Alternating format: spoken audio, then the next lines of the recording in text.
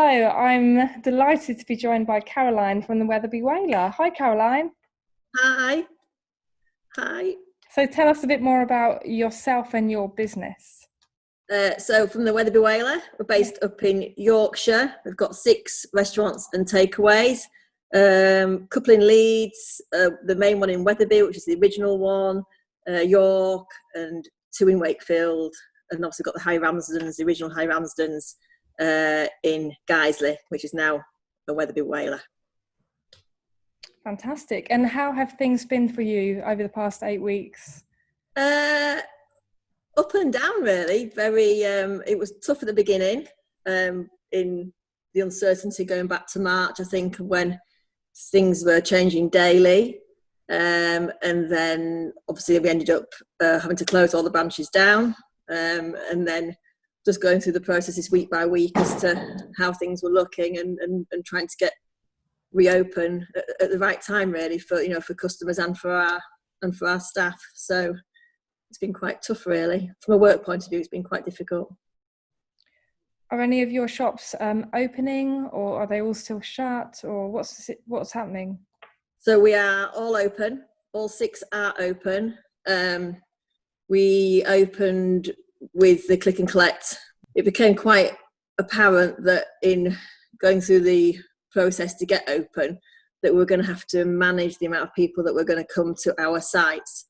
And the only way we could do that was by using the click and collect. We have allowed walk-ups to people. We have been serving people at the entrances to the shops as well, but no customers so far have entered our premises to be served. We're quite lucky that we've got a lot of the premises have got 2 doors. So we've had a door for click and collect, a door for walk-ups, and we've managed to keep it operating safely at that level. The branch that we call the Empire, which is in Wakefield, is a drive-through only branch.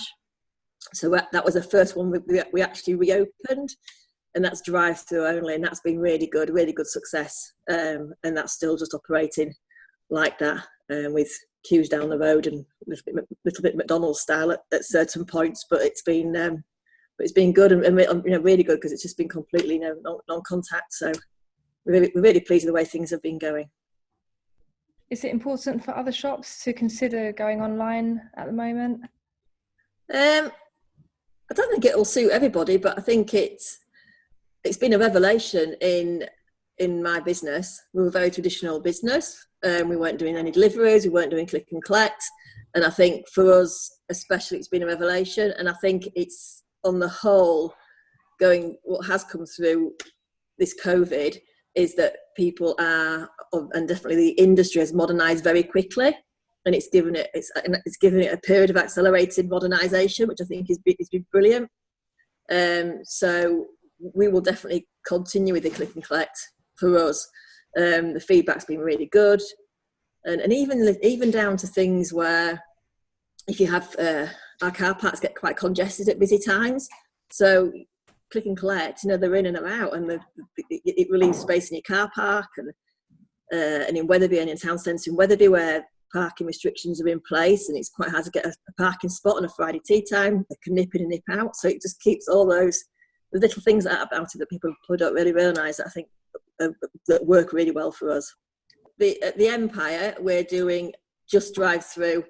And we've got the headsets, the proper headsets. The fryer wears a headset, so they drive around, they order into the speaker, they pay at the first window, and they collect their order from the third window. And it's been really good. We can do over 50 cars in an hour. As soon as the food is ordered on the headset, the fryer puts the fish in the pan, and by the time they get to the third window, they're out. So that's been a real revelation to get that system up and running properly. Loved it. So. Brilliant. And how long does it take from the first window to the third window? Oh, let me think. I can't think. We do have the times. I think we can do it in about 4 or 5 minutes, 4 minutes at least. So yeah, it's really quick. The slowest part is, unfortunately, getting from 4 minutes is getting from to the speaker. So there's a little bit issues of people queuing around into the road. And the first Friday we opened, the police did come down and move cars on, but so. It was just about 10, 15 minutes, got a little bit But since then, it's worked really well, and we just, the cars are in and out really. And how are you coping personally with the lockdown? I think it's been really tough, actually. It's quite tough at the beginning. I've got 2 daughters at home, 6 and 9, so they both needed a lot of support in their schooling, and they had quite a lot of work to do. So easily, some days take 4, 5, 6 hours a day of teaching them both. Because I think the schools were also a little bit slow at the beginning of helping you. So we, as a parent, you got really thrown in at the deep end. Those first 2 weeks before Easter were really tough. And then obviously after Easter, things improved and it got a little bit easier. My youngest is now back at school, so she went back to school on Monday, and that even this week has made a big difference to me, only having one now to teach. It was nice over Easter to spend the Easter holidays as a family. Did say to a lot of the guys from work, enjoy the Easter weekend, Good Friday, Easter Monday, because for us, we're always working it. It's a busy time for us. So to have that time at home with our families, I think probably all appreciated it really. I made a cake on Easter Sunday. Well, that's just unheard of for me to have time to do something like that. So nice memories there, but also tough juggling all those, being a mother and work and getting pulled in all directions. But that's nothing new there really.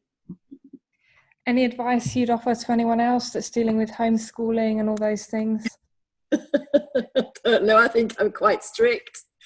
That's my daughter, my 9-year-old. She says, "Is Daddy going to do my project work with me?" So I think she'd rather have him, because I'm obviously the strict one. So I think everyone has the different ways. I have actually enjoyed teaching them, and I can see, I think I've made a difference, which I feel quite proud of.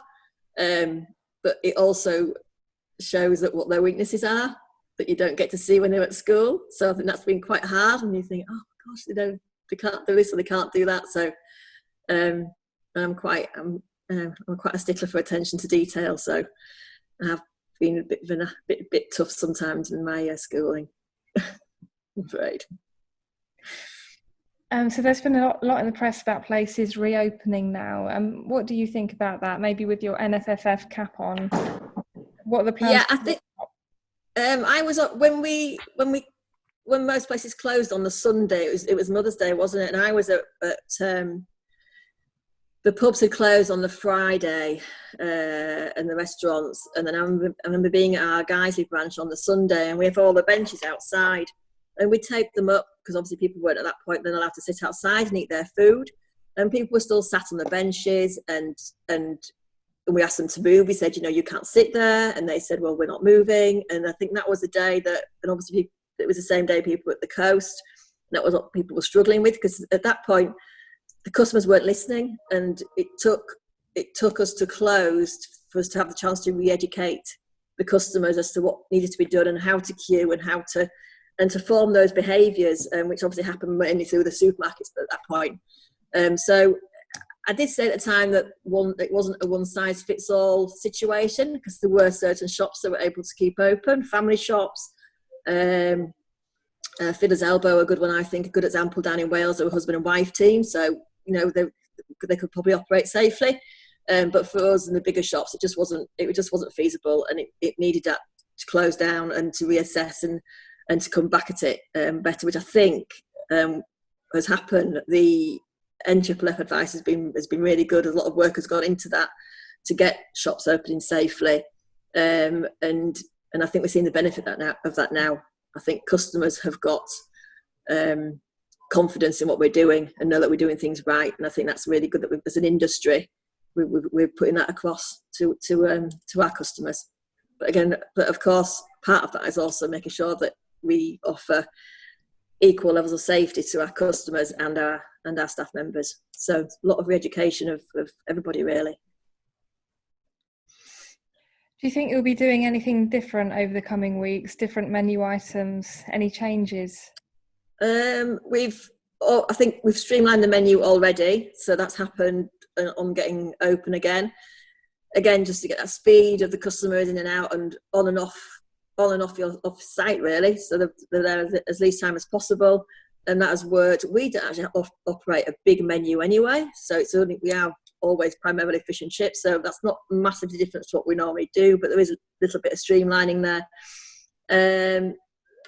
Packaging wise, I think obviously there's no handling of the food now. We don't, there's no making chip butties or fish butties or things like that. I think it's got to be handled better. I think the main thing is the cash and the cards. It's the contactless payments, and obviously we have reopened completely on card payments or through the click and collect system. So and I think moving forwards, I can't see that changing now. Cash is hard to get hold of now, or hard to spend, and it's all about the card payments. So I think that will change the industry somewhat moving forwards. We reduced our opening hours as well, as a lot of shops have done, and I think we still open 7 days a week, but we did that primarily so that we could operate our staff in smaller teams, so they would have a team on the Monday, team on the Tuesday, and do it that way, so they weren't crossing over as much. And we've worked more in bubbles as opposed to social distancing, because we have struggled to keep people 2 meters apart. But we've just made sure that the teams they're working in are a small team and a safe team. The trust is there within that team, that the guys around them are doing the right things and are following the guidelines correctly. So there's a self-regulation within that team to keep them all safe. And so far, so good.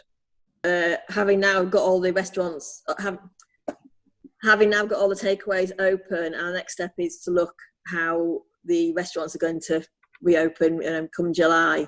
So it was a mammoth task getting the 6 takeaways open, but I fear it's going to be even harder in getting the restaurants open, and I'm not sure how that's going to look yet.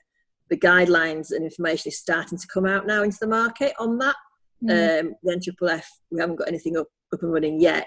All right, cheers, Caroline. Okay, thank you. Right, Thank bye. you. Thanks, bye-bye.